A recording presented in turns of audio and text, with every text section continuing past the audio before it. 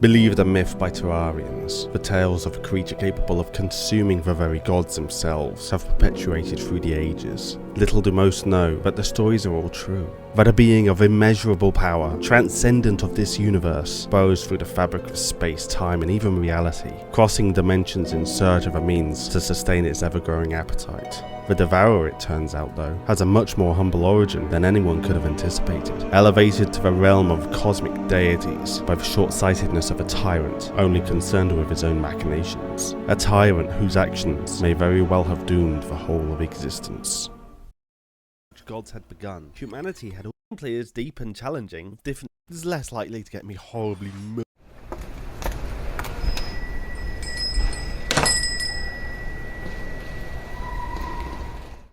Many moons ago, there existed a creature that burrowed through the earth of Terraria, a worm that feasted on the plentiful fauna of the underground. Maybe it was related somewhere along the way to the long-lost sea worm, which matched its voracious appetite. But what is known is that this hunger would be its ultimate undoing. The creatures of the underground grew to learn the beast's hunting tactics, avoiding it at all costs, and soon the worm would begin to starve. It could no longer catch its regular prey, and had become too weak to seek out fresh sources of food. In all of its hunts though, it had gained something. All creatures in Terraria, it seemed, were innately magical or at least had some other kind of cosmic power bound to their being, a power that had accumulated within the worm.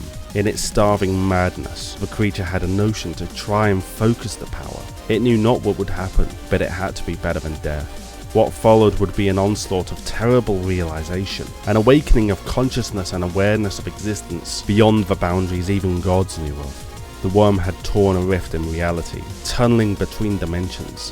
Finding food would now be simple. It merely needed to hide between the worlds, opening a rift directly in front of its prey, and devouring it before it even knew what had happened. But something was different. Its regular food sources no longer satiated it. It needed more. Traversing the endless layers of reality, it discovered that it desired the flesh of higher beings, those with more cosmic power. The pocket dimensions it burrowed through were ideal for hiding, but nothing matched the veritable feast that was Terraria. The Devourer fed on unsuspecting wanderers for a time, but again it came to the point where they were not enough. Then the day arrived when a platoon of soldiers came to the Devourer's attention. Swiftly the worm emerged from a dimensional rift and consumed the men, vanishing back into the fabric of existence. But the Devourer had not known, and would not have cared even if it had, that the platoon were soldiers of the great Tyrant King, Yarim. The tyrant was enraged, demanding the head of the creature that had slaughtered his best men. But then it occurred to him that this beast was clearly far more powerful than even 1,000 of his most skilled warriors, and could be a valuable asset if it was to be swayed. Manipulating the folds of reality, Yarim stood unafraid as the Devourer was summoned to his presence. The worm felt great power radiating from this one, and desired greatly to consume him, but forced himself not to, for whatever was powerful enough to beckon it forth may just be powerful enough to best it. Calmly the tyrant offered an agreement: serve him until death, and the worm would never want for food, allowing it to feast on the most powerful beings Yarim captured. The Devourer was loyal to no one, but this was a bargain it was happy to accept.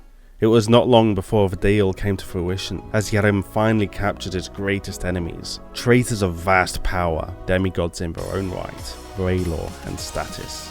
They had fought Yarim before, and were confident of their escape, but they could never have guessed the fate the ruthless tyrant had in store for them.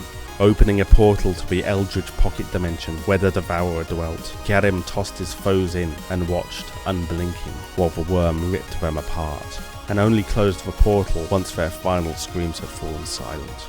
The Tyrant King was pleased with his new pet, and rewarded it with armor to defend against more challenging prey, and bestowed it with a name it had now earned: the Devourer of Gods.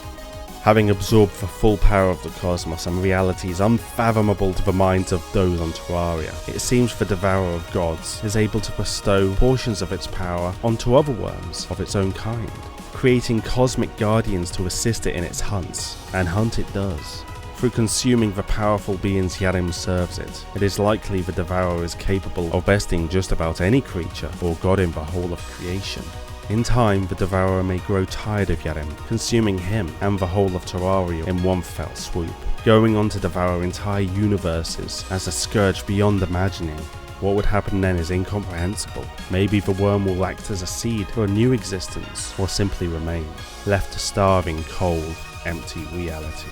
Through his own lust for vengeance and power, Yade may have doomed the whole of creation, offering it as a mere hors d'oeuvre to a creature whose hunger is insatiable, a humble worm ascendant to become the one above all, the devourer of universes. Hey everybody, I hope you enjoyed that video. If you did, feel free to leave a like and subscribe so you'll be the first to know about my future videos. And don't forget, I've got a Patreon and merch store. I think that's about it, so have a great day and I'll see you later.